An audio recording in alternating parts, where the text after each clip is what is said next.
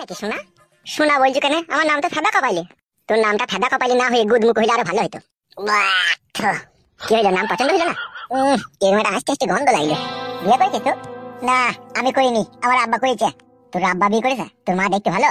তোমাকে কেন বলবো না? না, তাই জিজ্ঞেস করছি। তা তুই বিয়ে করবি না? করার তো অনেকদিন থেকে ইচ্ছা ছিল, কিন্তু একটা সমস্যা আছে আমার। কি সমস্যা? সমস্যা হচ্ছে হেঁটে কাজ হয় না আমার। তাই নাকি? তা ডাক্তার দেখাচ্ছিস না?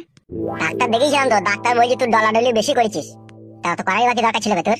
কি আর করবো মা, রাত্রে ঘুমাবার সময় ভালো ভালো বৌদিদের পেছন দিকটা মনে পড়তো, দিয়ে ডলি দিতাম, দিয়ে আমার পিচিক করে বেরিয়ে পড়তো। থারো হয় হয় না তাহলে হয় যে আবার টুক করে নেমে যায়, মানে দাঁড়িয়ে থাকে না। ওই হেঁটে থারো করার ওষুধ আছে আমার কাছে, নিবি? কই দাও। তুই তো বিয়ে করিস নি, তুই তো বই না, হেঁটে থারো করে কি করবি? তুই হেঁটে থারো হচ্ছে না বলি তো, নাহলে ও বিয়ে করতে সময় লাগে। আজকে কই যাবো? মেয়ে কোথাও পাবি আজকে? তুই মেয়ে আছে, আমার বাবার বন্ধুর মেয়ে আছে, ওরাই কতবার বলছে তোমার ছেলের সাথে বিয়ে দিয়ে দাও, শুধু আমি নিজে থেকে করছি না, আমার হেঁটে থারো হয় না বলি। ভালো ভালো বলছি মেয়েটা দেখতে ভালো? হ্যাঁ দেখতে ভালো তো, তোমার একটু একটু মোটা মোটা। বুকাচ্ছি তো, অত জায়গা থেকে তোমার একটু দিকে নজর দিয়েছে রে শালা। কি হইলো, দুম মেরে গেলি যে? মেয়েদের কি দেখে? কি মেয়েরা লম্বা চওড়া ফর্সা, মুখের কাটিং, হাত পা দেখে। তোমার দেখেছিস কেন? তোমার হেঁটে দেখেছিস কেন? ওটা দেখার কারণ হচ্ছে আমার হেঁটে লাগাল পাবে নাকি সেটা দেখেছি। বাবারে, তুই বিশাল মাংমানি ভাই রে। গাল দিও না, যে লাগাল পাবি মনে হয়েছে। হ্যাঁ, যদি নিমি না যাই পেয়ে যাবো। এক কাজ কর, মেয়েটাকে বিয়ে করলে তারপর তোকে ওষুধ দিয়ে দেবো।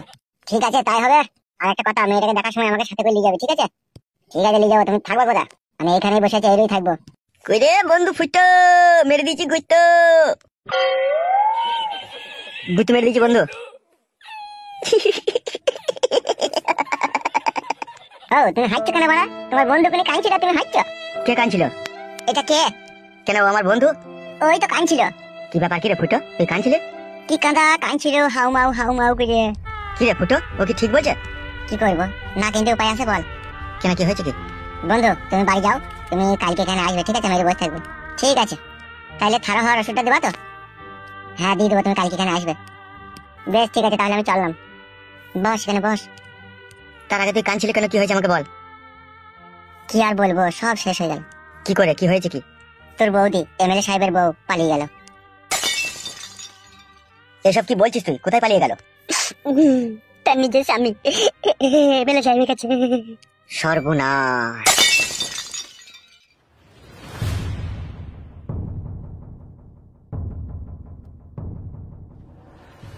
এই জামাটা পরে তোমাকে কিন্তু আজকে খুব সুন্দর লাগছে, একদম হিরো হিরো লাগছে। আমারও সেই ছোটবেলা থেকে আমার হিরো হওয়ার খুব শখ ছিল। এই কথা তো তুমি আমাকে আগে বলনি, তোমার হিরো হওয়ার খুব শখ ছিল। কি করে বলবো, হিরো হতে গেই তো বাবা বললো তুই হিরো হইস না, হিরোটা বিশাল মার খায়, তো ভিলেন হ। তো আমিও চিন্তা ভাবনা করে দেখলাম, আমি যদি ভিলেন হই তাহলে লোকে আমাকে খারাপ বলবে, যে আর হয়নি বউ, কোনোটাই হতে পারেনি। সত্যি ফালতু, তোমার মতো ছেলে এই জগৎ ঘুরলে আর দুটো মিলবে না। আমি তোমাকে বিশাল ভালোবাসি বউ, তোমাকে ছাড়া না আমার একটু ভালো লাগে না। সে তো আমি জানি শোনা, তুমি আমাকে বিশাল ভালোবাসো। বাড়ি পাল চলো শোনা বউ, আমার ভালো লাগে না এখানে থাকতে, উমুড়ি উমুড়ি লাগছে আমার। আমার এখানে থাকতে ভালো লাগছে না, আমার বাড়ি যেতে ইচ্ছা হচ্ছে।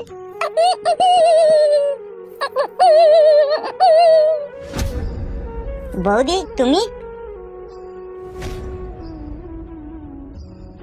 বৌদি তুমি আবার চলে এসেছো? কাকা বাবু কি রাগা রেগে গিয়েছে তোমার, মানে তুমি ওই ছেলের সাথে পালিয়ে গিয়েছো বলে। মেয়েটা কে? এই মেয়েটা লেগে বলছো? এটা আমার বউ। ও এটা তোমার বউ? হ্যাঁ বৌদি, তুমি তো ইয়ার ভাতার কেলি পালিয়ে গিয়েছিলে। লজ্জা করে আর কোনো লাভ নেই, যা হবার তো হয়েই গিয়েছে। এখন ভালোই ভালো এমএলএ সাহেব তোমাকে মেনে নিলে আমরা মুক্তি পাই। মানে তোমরা মুক্তি পাও মানে? মানে হচ্ছে বৌদি, তুমি চলে যাওয়ার পর এমএলএ সাহেব আমাদেরকে এখানে রেখে দিয়েছে। কিসের জন্য রেখেছে এখানে?